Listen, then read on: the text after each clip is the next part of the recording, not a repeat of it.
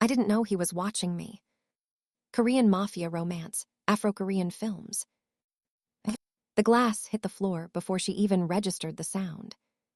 She was already moving, shoes abandoned by the door, bare feet slapping against cold tile, her hand gripping the counter so hard her knuckles turned white. The apartment was dark. The only light came from the hallway, a thin yellow strip that cut across the floor like a warning line she was not supposed to cross. But she crossed it anyway. Because 3 seconds ago, someone had been standing outside her window. And when she looked up, they were gone. Her breath came in short, ragged pulls.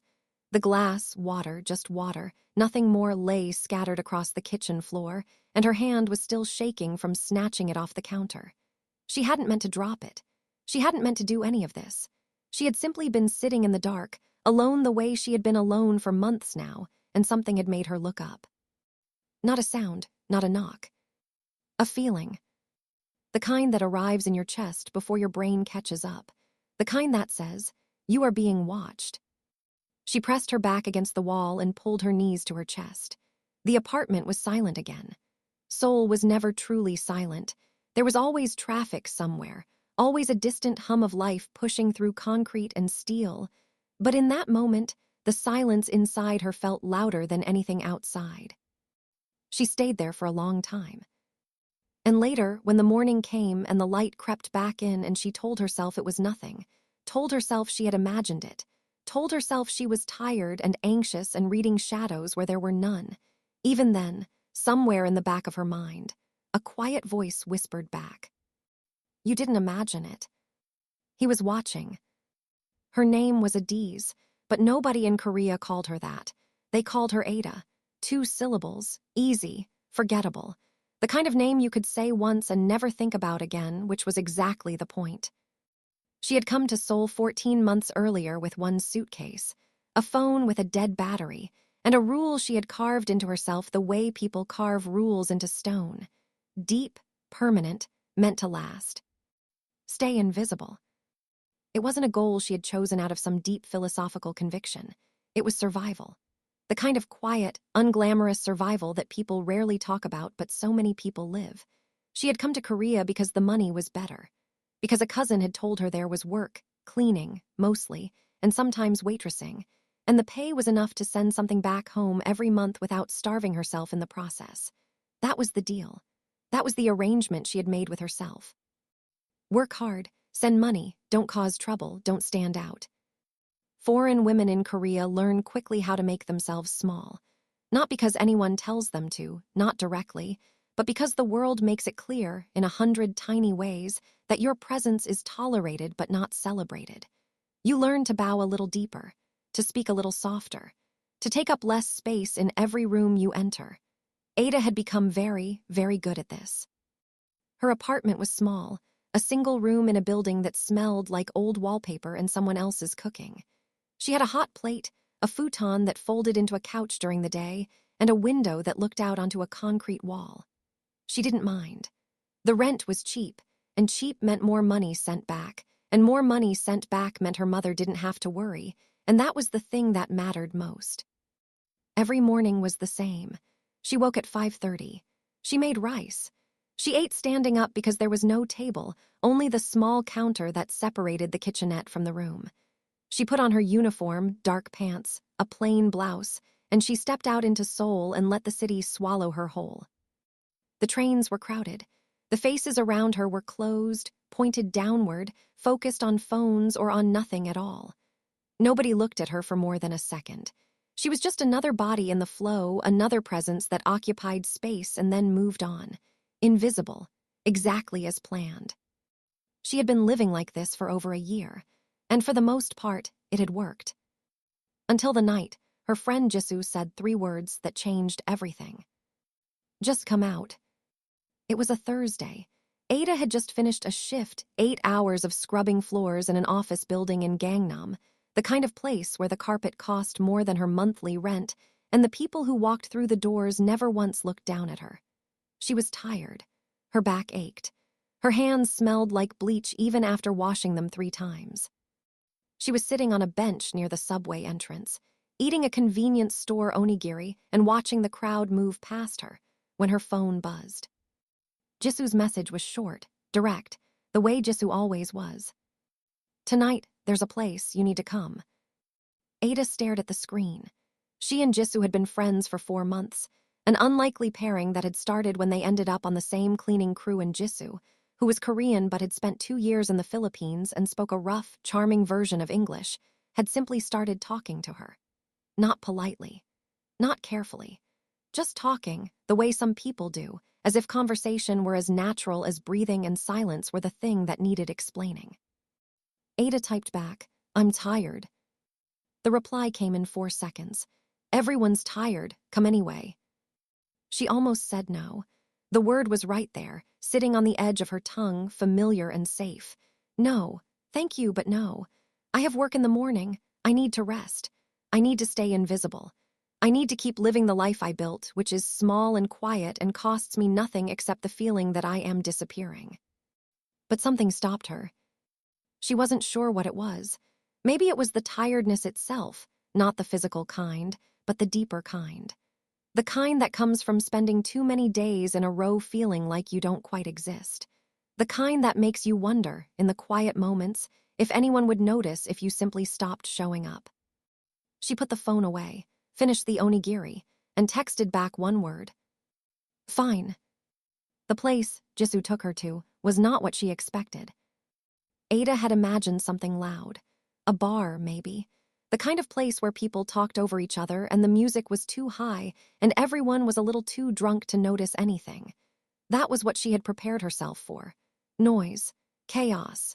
The easy kind of environment where you could disappear into the edges and nobody would think twice about it. But this was different.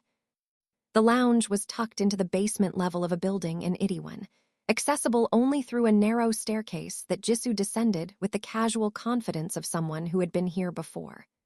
Ada followed, one hand trailing along the smooth wall, her shoes clicking softly against each step. At the bottom there was a door, dark wood. No sign. Jisoo knocked twice, and a man in a black suit opened it without a word, looked at Jisoo, looked at Ada, and stepped aside. "Relax," Jisoo whispered. "It's just a lounge. People come here to drink and talk, that's it."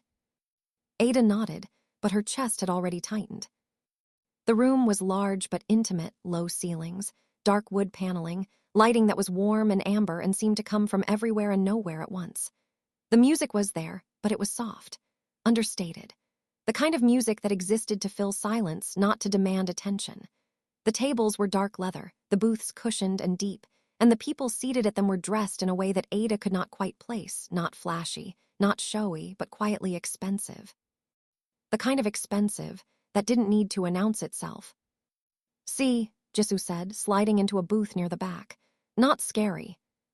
Ada sat down across from her, pulling the edge of the tablecloth between her fingers. Her eyes moved around the room slowly, the way they always did when she entered a new space, cataloging exits, gauging the crowd, measuring how visible she was. A waitress appeared almost instantly, dressed in all black, and placed 2 glasses on the table without asking what they wanted. Jisoo ordered something in Korean. Ada caught the word for whiskey and leaned back with a sigh of contentment. "I come here sometimes," Jisoo said, "when I need to feel like a person again." Ada almost smiled at that. She understood the sentiment more than she wanted to admit. The whiskey came. It was good, smoother than anything Ada had ever tasted, warm going down, settling in her chest like a small fire. She took a second sip and felt something loosen inside her, just slightly. The tightness in her shoulders. The constant low-grade vigilance that she carried with her everywhere like a second skin. Maybe this was okay. Maybe one night wouldn't hurt. That was the thought she had. That was the last thought she had before everything changed. She felt it before she saw him. Not a sound, not a movement, just a shift in the air, the way a room changes when someone important walks into it, not because they are loud, but because everyone else becomes quieter. Ada's eyes drifted up from her glass, and she turned her head. He was standing near the far wall, not walking, not moving toward anyone, just standing, his hands loose at his sides, a glass of something dark held loosely in one hand. He was tall, taller than most of the men in the room, and dressed simply. A dark suit, no tie, the top button of his shirt undone. His hair was black and slightly longer than conventional, falling across his forehead in a way that looked careless but probably wasn't. He was looking at her. Not glancing. Not scanning the room the way people do in public spaces, eyes sliding from face to face without truly seeing any of them. He was looking directly at her, with the kind of stillness and focus that made the air feel thicker. Ada's heart did something strange. It didn't race, not yet. It simply registered the moment the way a camera registers an image. Click. This is happening. This is real. She looked away first.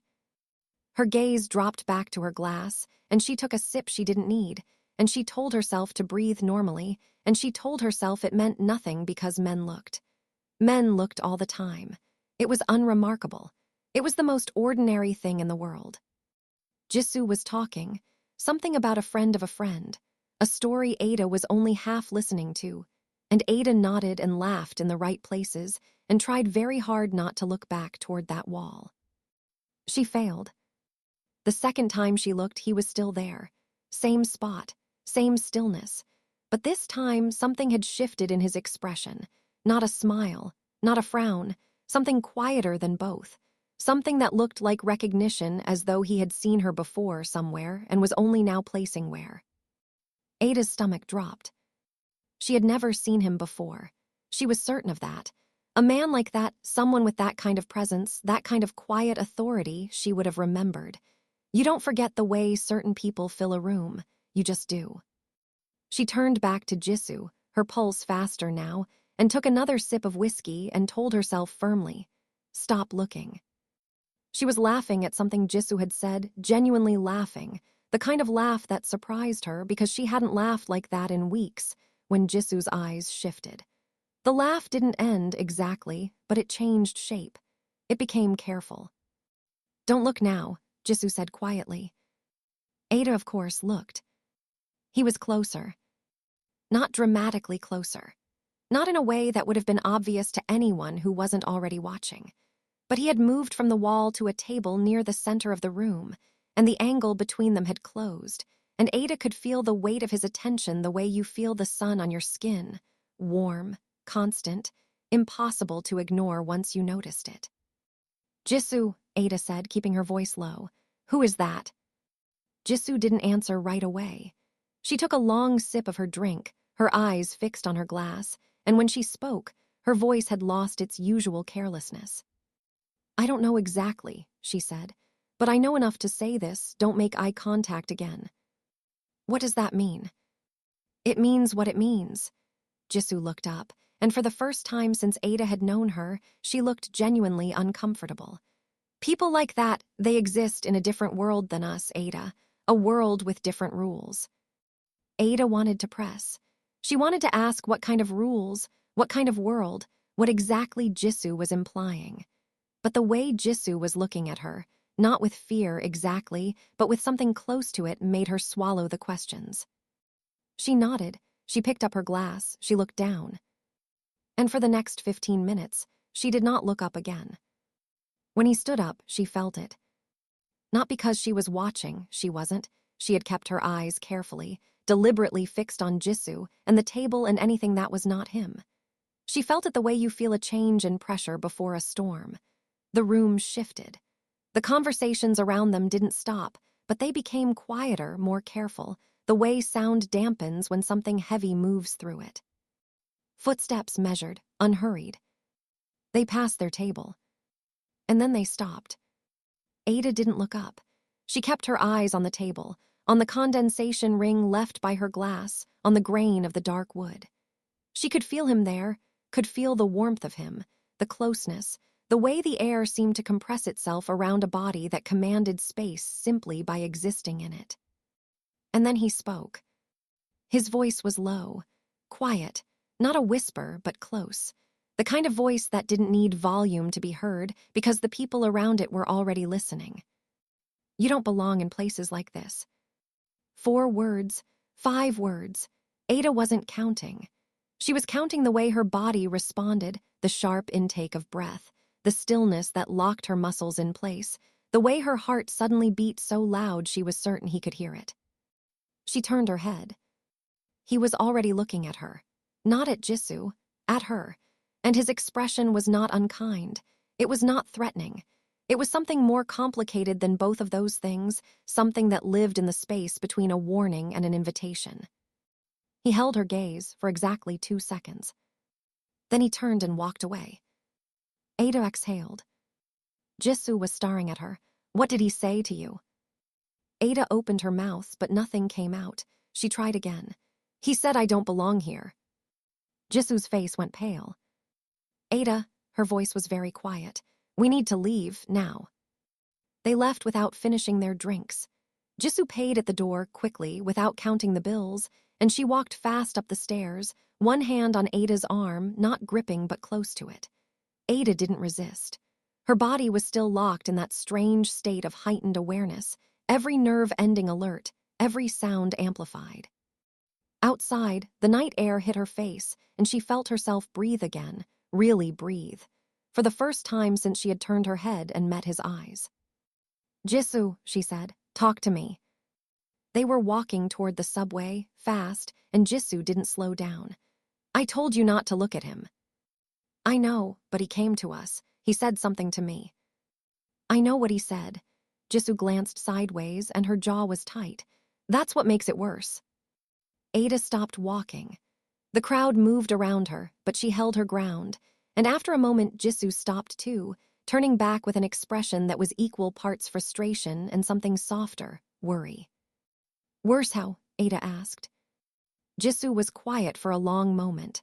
The noise of the street filled the space between them, a taxi horn, distant laughter, the hum of Seoul at night. Then she said, very carefully, men like him don't say things like that unless they mean them, and they don't mean them the way you think. Ada didn't understand. Not fully. Not yet.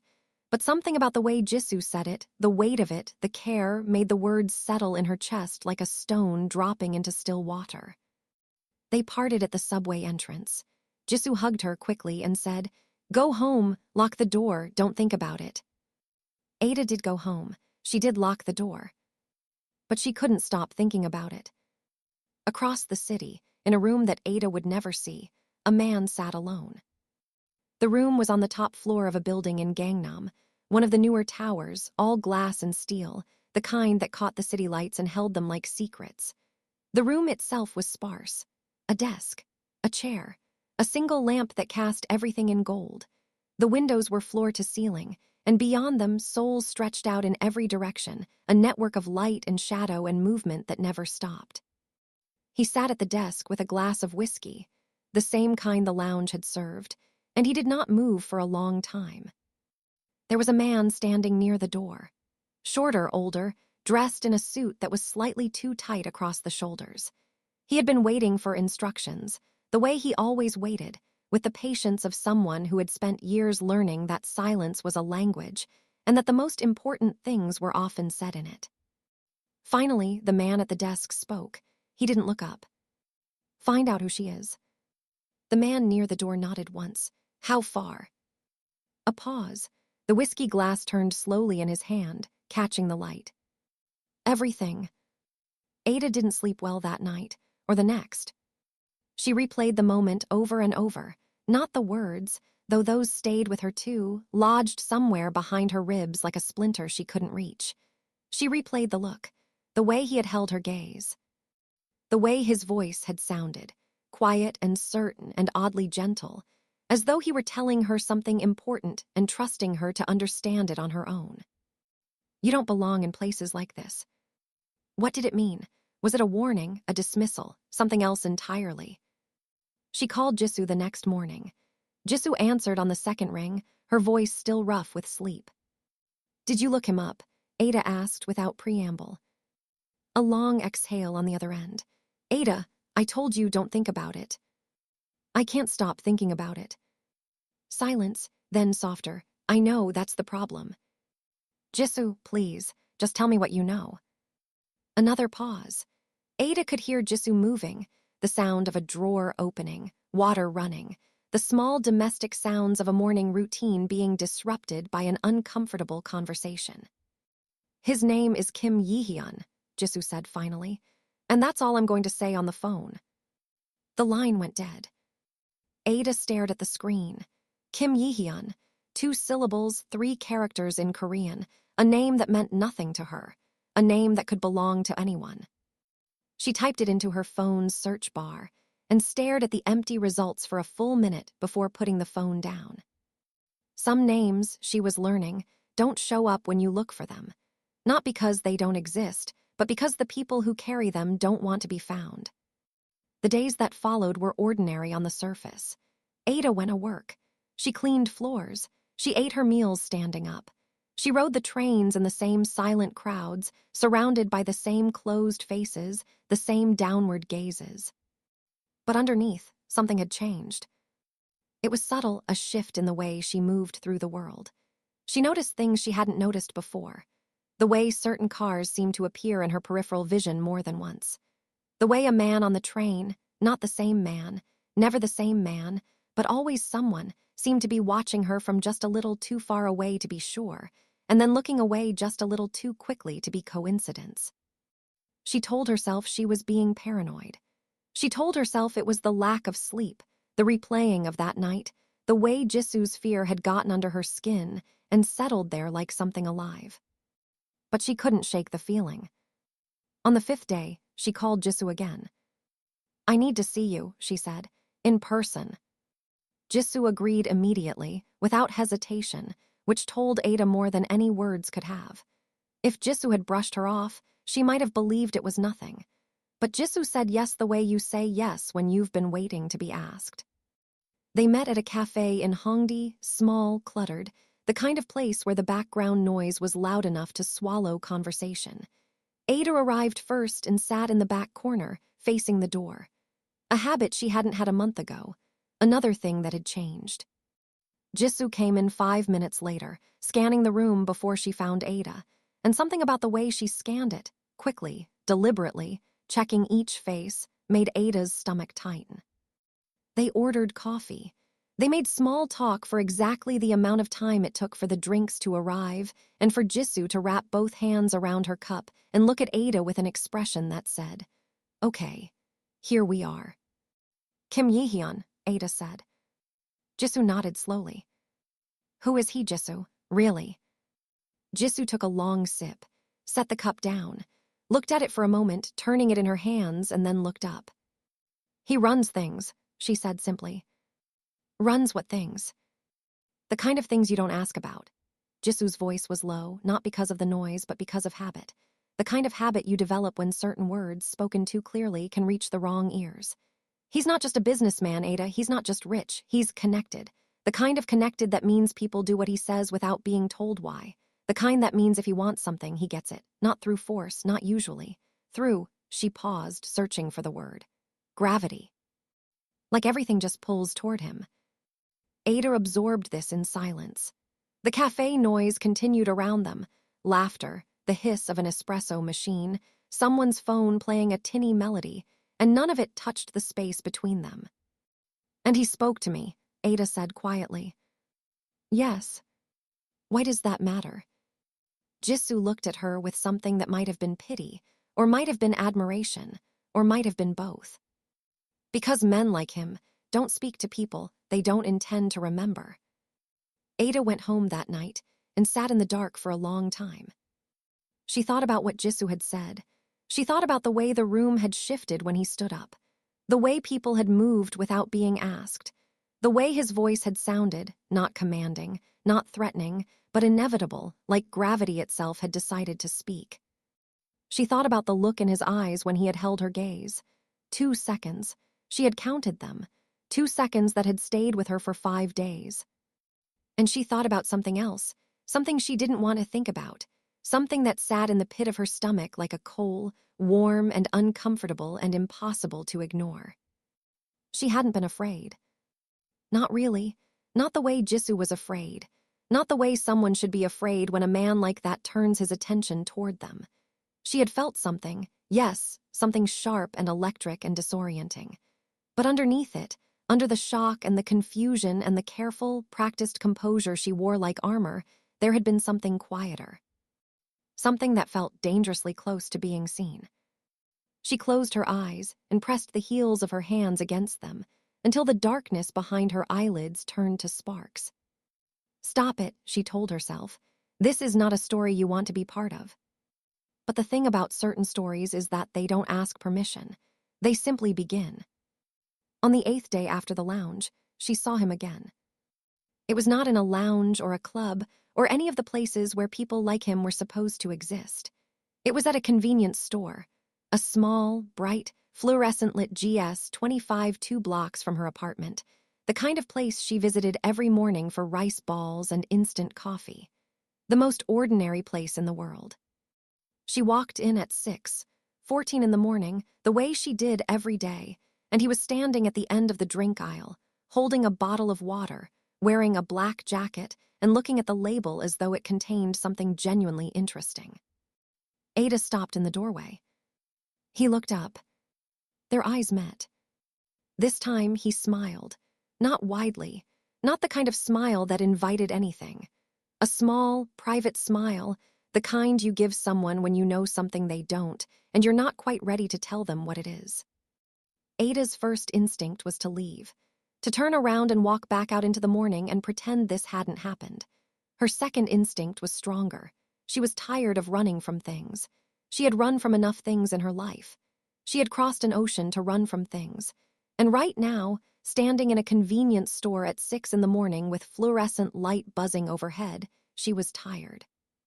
So she walked past him, grabbed a rice ball from the shelf, paid at the counter without looking back. But as she reached the door, his voice came from behind her. Quiet, unhurried, as though he had all the time in the world. "You're braver than you think." She didn't turn around. But she felt the words land somewhere deep inside her chest, and they stayed there, warm and strange, for the rest of the day. She told Jisoo about it that evening, over the phone, and the silence on the other end lasted so long that Ada checked to make sure the call hadn't dropped. "Jisoo." "I'm here." A pause. "Ada, listen to me. He's showing up where you are. Do you understand what that means?" "It could be a coincidence."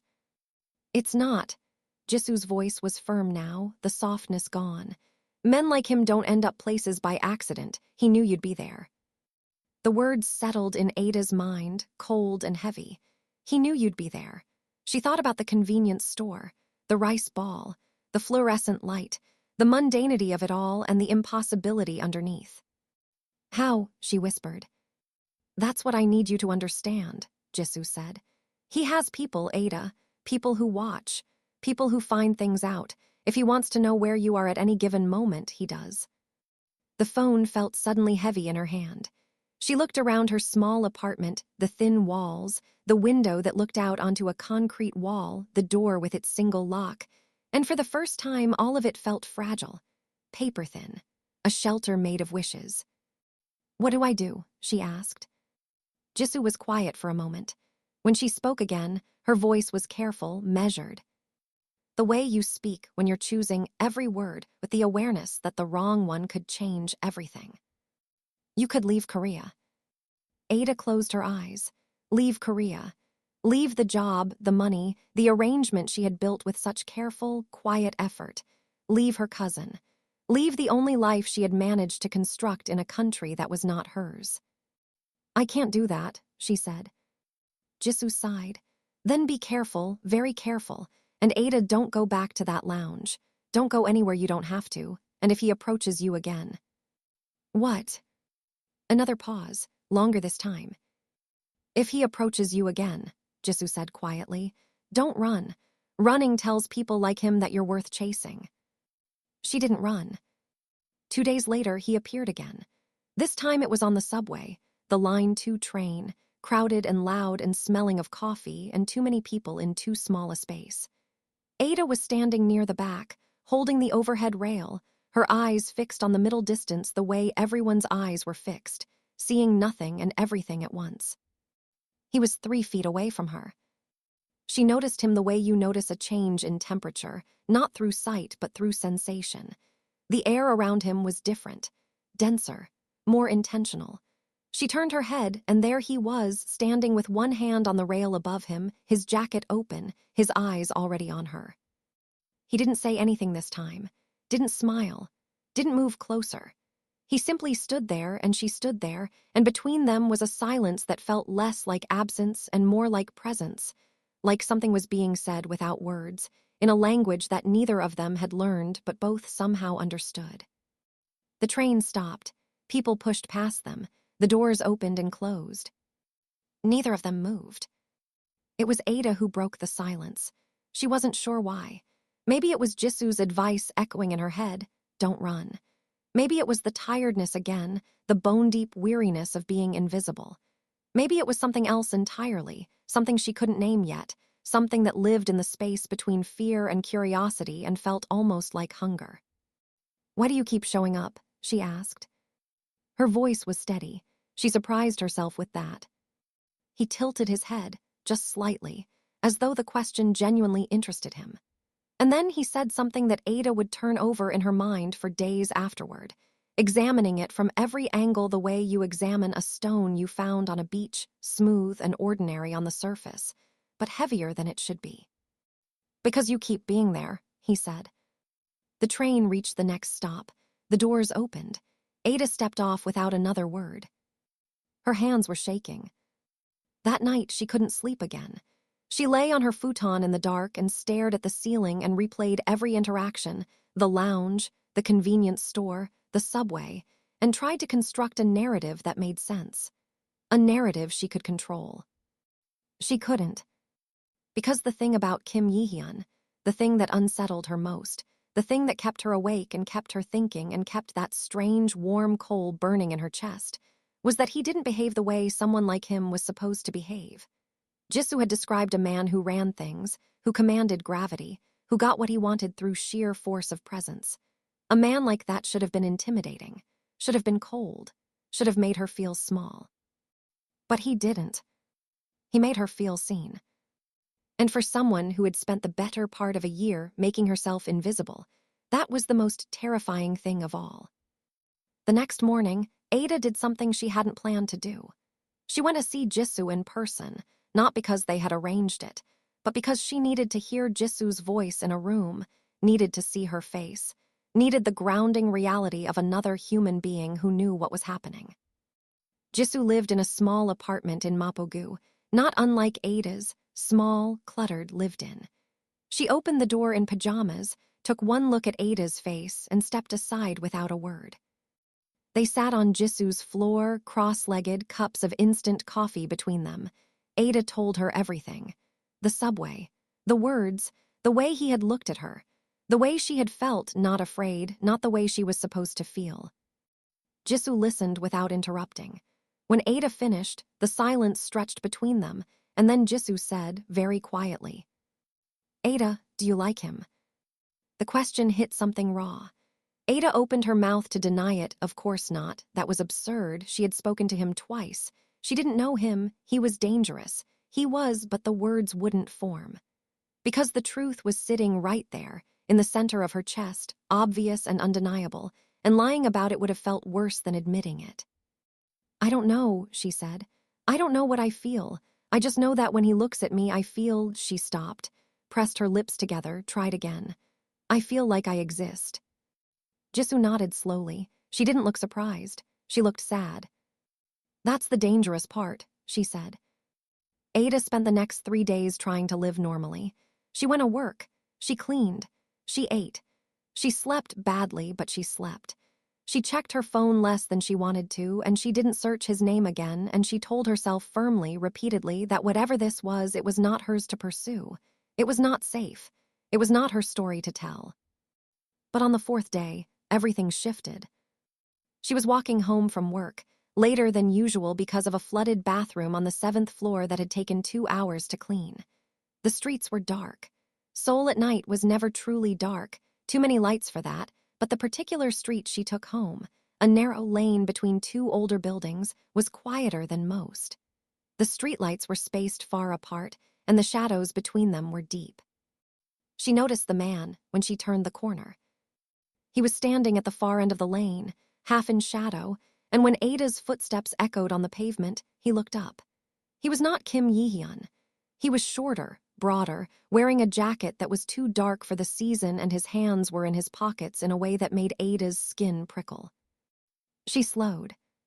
He didn't move, didn't speak, just stood there watching her approach with a stillness that felt deliberate and practiced, and nothing like the stillness she had felt from Kim Jaehyun. This was different. This was the kind of stillness that preceded something.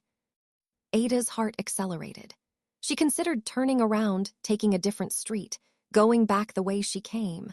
But the lane was narrow, and the man was between her and the intersection at the far end, and turning around would mean showing him her back. So she kept walking, slowly, steadily, the way Jisoo had said, "Don't run." When she was 10 feet from him, he spoke. His voice was flat, neutral, the kind of voice that belonged to someone who did this regularly and felt nothing about it. "Kim SSI wants to see you." Ada stopped, her mouth went dry. "What?" "Tonight, he wants to see you." She stared at him. The man didn't elaborate. He simply stood there, waiting, with the patient blankness of someone who had delivered 1,000 messages exactly like this one, and never once questioned what they meant. "I don't know him," Ada said, and even as she said it, she knew how hollow it sounded. She had been in his space. She had spoken to him. She had felt the pull of him, the gravity, the quiet magnetic force that Jisoo had warned her about. Pretending otherwise was pointless, and they both knew it. The man didn't react to the denial. He simply reached into his jacket, Ada's stomach dropped, and pulled out a black card. Plain, no writing. He held it out to her, balanced on 2 fingers. "He'll be waiting," the man said. Then he turned and walked away, disappearing into the shadow at the end of the lane as though he had never been there at all. Ada stood alone in the dark, the card in her hand, her pulse loud in her ears. She looked down at it, turned it over. On the back, pressed into the surface in small, clean letters, was an address and a time. Tonight, 10 p.m. She called Jisoo from her apartment, the card sitting on the counter in front of her like an explosive device. Jisoo picked up on the first ring. Ada told her everything in one long, breathless rush. The man in the lane, the card, the address, the time. Jisoo was quiet when Ada finished. Very quiet. The kind of quiet that was not calm, but rather the absence of words, because the right ones hadn't been found yet. "Don't go," Jisoo said finally. "He sent someone, Jisoo, to my street. He knows where I live." "Then lock your door and don't go." "And then what? He sends someone else tomorrow, and the day after." Another silence. Ada could hear Jisoo breathing, short, tight breaths.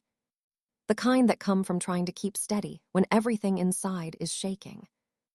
"You're right," Jisoo said quietly. "You're right, he won't stop. Not if he's already," she didn't finish the sentence. "Already what?"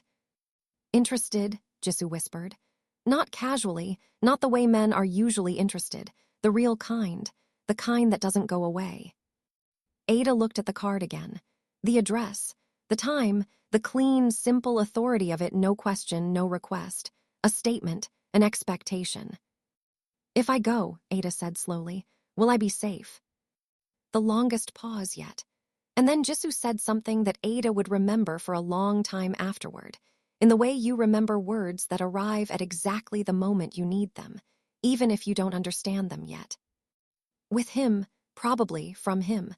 I don't think anyone knows the answer to that." Ada went.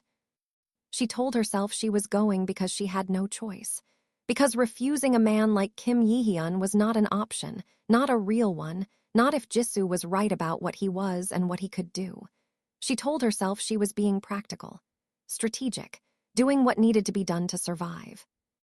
But the truth, the real truth, the one she kept locked away in the part of herself she didn't look at too closely, was simpler than that. She was curious. She wanted to know what he would say when they were alone. She wanted to see him without the noise of a lounge or the crowd of a subway car. She wanted to understand what it was about him that made her feel, for the first time in over a year, like she was not disappearing. The address led her to a building in Gangnam, one of the newer towers, all glass and steel. exactly the kind of building she cleaned on her shifts but never, ever entered as a guest. A man in a black suit was waiting at the lobby entrance. He didn't ask her name. He simply looked at the card she held up, nodded, and led her to an elevator. The ride up was silent. Ada watched the numbers climb 30, 35, 40, and felt her heartbeat in her throat and told herself, "You can still leave. You can still walk out. Nothing has happened yet." The elevator opened onto a hallway lit in gold. Carpet thick enough to swallow sound. 2 doors, both closed. The man in the suit led her to the one on the right and opened it without knocking. The room beyond was exactly what she had imagined, and nothing like she had imagined. Vast and quiet and warm, the windows open to the city, the skyline of Seoul laid out below like a painting. A desk sat near the center, and behind it, in a chair that was angled toward the window, Jaehyun waited. He stood when she entered. He was wearing a dark shirt, no jacket this time, sleeves rolled to the elbows in a way that was either casual or deliberate or both. His hands were empty. His expression was open, not guarded, not calculating, but something close to careful. As though this moment mattered to him, as though he had thought about it. The man in the suit disappeared. The door closed behind Ada. They were alone. The silence between them was different from the ones before. Heavier, fuller, not empty but overflowing with things unsaid, with questions and answers and the strange, electric awareness that had been building between them since the lounge, since the first look, since the moment the air shifted and she turned her head and found him watching. He spoke first. "You came." 2 words, simple, but the way he said them, quiet, almost surprised, as though her presence in this room was not something he had commanded, but something he had hoped for, made Ada's chest ache in a way she couldn't explain. "You asked," she said. Her voice didn't shake. She was proud of that. He tilted his head, the ghost of that smile again, small, private, warm. "I didn't ask, I requested." "Is there a difference?" "For most people, no." He paused. His eyes held hers, steady and dark and completely unhurried. "For you, I think there might be." Ada didn't know what to say to that. She didn't know what to say to any of this, to the room, the city below, the man standing in front of her who seemed to see her in a way no one else ever had. So she said the only thing that felt true. "I'm afraid of you." The words came out quieter than she intended. Honest. Bare. The kind of thing you say when the armor you've been wearing for months suddenly feels too heavy to carry. Kim Yi-hyun looked at her for a long time. And then he did something she did not expect. He crossed the room slowly, deliberately, giving her every opportunity to step back, and stopped in front of her, close enough that she could see the light catching the edge of his jaw, the slight shadow under his eyes that spoke of nights spent not sleeping. "Good," he said softly. And Ada, standing in a room 40 stories above the city that had swallowed her whole, looked into his eyes and understood, with a clarity that frightened her, that this was not the beginning of something safe. It was the beginning of something real. She didn't leave that night for another hour. They talked, not about anything important, or rather, not about anything that seemed important on the surface. He asked her where she was from. She told him Nigeria. He asked if she missed it. She said yes, sometimes, in the way you miss a dream after you wake up, not the details, but the feeling. He nodded, as though he understood that, and asked her what she liked about Seoul, and she said the trains, because they were reliable, because there was something comforting about a system that worked the way it was supposed to. He laughed at that, a real laugh, not performed, not polished. It surprised him as much as it surprised her, and for a moment the room felt less like a place where powerful men conducted business, and more like a place where 2 people were simply learning each other. But underneath the ease of it, underneath the conversation and the quiet laughter, something else was happening.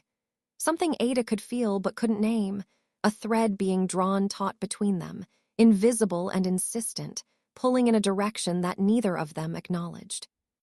When she finally stood to leave, he walked her to the door. He didn't touch her, not once, not during the entire conversation, and somehow that restraint said more than touch would have. It said, "I see you. I see what this is, and I'm not going to rush it." At the door, he stopped and looked at her, and his expression shifted into something more serious. The ease dissolved, replaced by something Ada hadn't seen on his face before, something that looked, impossibly, like vulnerability. Ada, he said, her real name, not the shortened version, not the easy, forgettable 2 syllables. Her full name, spoken carefully as though he had thought about how to say it. Be careful, he said, not of me. She frowned. Of what then?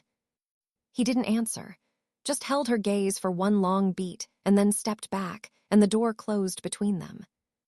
She walked home in a daze. The city moved around her, cars, pedestrians, the endless hum of Seoul at night, and she moved through it like water through stone, feeling nothing and everything at once. Be careful, not of me. What did that mean? She was still turning the words over when she got to her building, and she was still turning them over when she climbed the stairs to her floor, and she was still turning them over when she reached her door and put her hand on the lock and stopped. The door was already open, not wide open, just slightly a crack, the kind of gap that could be an accident or could be something else entirely. Ada's hand froze on the handle. She pushed the door inward slowly, and it swung open without resistance, and the light from the hallway spilled into her apartment and landed on the floor in front of her, illuminating the small, dark room she had lived in for over a year. Everything was the same: the futon, the hot plate, the counter, the window. But on the counter, sitting in the exact center, was a single white envelope. Ada stepped inside, closed the door behind her, locked it, the deadbolt, which she had never used before. She crossed the room and picked up the envelope. It was plain, no name on the front, no return address. She opened it.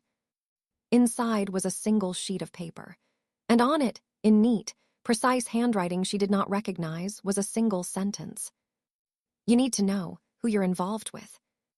Below it was a phone number. Ada stared at the paper for a long time. The apartment was very quiet. Outside, Seoul continued its endless, indifferent rhythm. And inside her chest, the 2 things she had been carrying for days, the fear and the feeling, the warning and the wanting, collided with each other in a way that left her breathless and still and suddenly, terribly awake. She picked up her phone. She dialed the number. It rang once. And somewhere in the city, someone answered. If this story has you feeling something right now, if you're invested in Ada, if you need to know what happens next, if you felt that tension building the way it was meant to build, then do this for me right now. Hit that like button. Let the algorithm know that this is the kind of story that deserves to be seen. Subscribe to this channel because episode 2 is coming, and it is the episode where everything Ada has been building toward finally breaks open. The danger becomes real. The feelings become impossible to ignore, and the truth about Kim Jaehyun, the full, devastating truth, changes everything. Drop a comment below and tell me, was this fate or was this a mistake? I want to hear from you, every single one of you. This story is not done. It has barely begun. And trust me, you are not ready for what comes next.